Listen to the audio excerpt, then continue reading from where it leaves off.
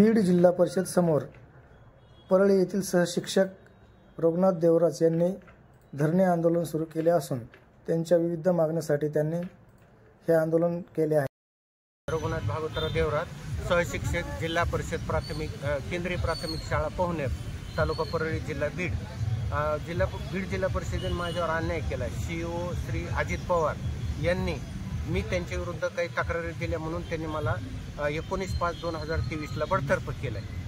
याच्यामध्ये माझा काही दोष नव्हता। त्यांनी एक कोरोना लसीकरणाच्या सक्तीचा आदेश काढला होता की जे शिक्षक लसीकरण करणार नाहीत तर त्यांचा पगार रोखला जाईल, म्हणून मी त्यांच्या विरुद्ध माननीय विभागीय आयुक्त औरंगाबाद यांना 9/12/2021 ला एक तक्रार दिली होती।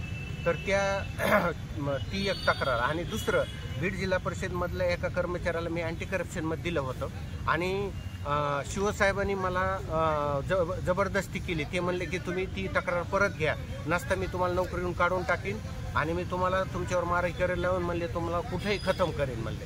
आणि ह्या 2 तक्रारी दिल्या म्हणून त्यांनी मला नोकरीतून टर्मिनेट केलं 19/5/2023 ला। तुमच्या मागण्या काय दादा? माझी मागणी, पहिली मागणी की मला माझा जो 19/5/2023 चा जो नियमबाह्य आदेश काढलाय, कारण माझी सर्व्हिस 30 वर्ष झाली, मी नोकरीत कायम आहे, मला नोकरीतून काढता येत नाही। असं असताना ह्याने नियमबाह्य आदेश काढला, म्हणून माझी पहिली मागणी की मला तो 19/5/2023 चा CEO अजित पवारचा आदेश रद्द करून मला पदस्थापना देण्यात यावी। आणि त्याच्यानंतर CEO अजित पवारनी जी लसीकरणाची सक्ती केली होती, कोरोना लसीकरणाची, तर ती केल्याबद्दल त्यांच्यावर योग्य ती कार्यवाही व्हावी, प्रशासकीय आणि कायदेशीर।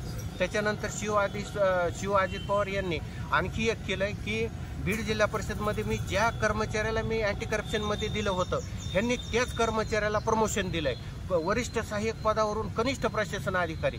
माझा काही दोष नसताना मला बडतर्फ केलंय आणि त्याला आरोपीला ह्यांनी प्रमोशन दिलंय। म्हणून माझं मत आहे की त्याचं प्रमोशन रद्द करा, अजित पवारवर गुन्हा दाखल करा, अजित पवार आणि श्रीकांत कुलकर्णी शिक्षणाधिकारी।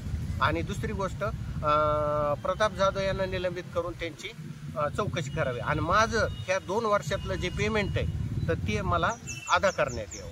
तुमच्या मागण्या मान्य नाही झाल्या तुमची पुढील भूमिका काय असेल? पुढील भूमिका माझी अशी की मी आमरण उपोषणाला बसणार। ह्याच्यानंतर मी 3/12 ला विभागीय आयुक्ताला पत्र देणार आहे आणि मी तिथं विभागीय आयुक्त कार्यालयामध्ये धरण्याला बसणार आहे, 1 दिवस धरणं, आणि त्याच्यानंतर मी आमरण उपोषणाला बसणार।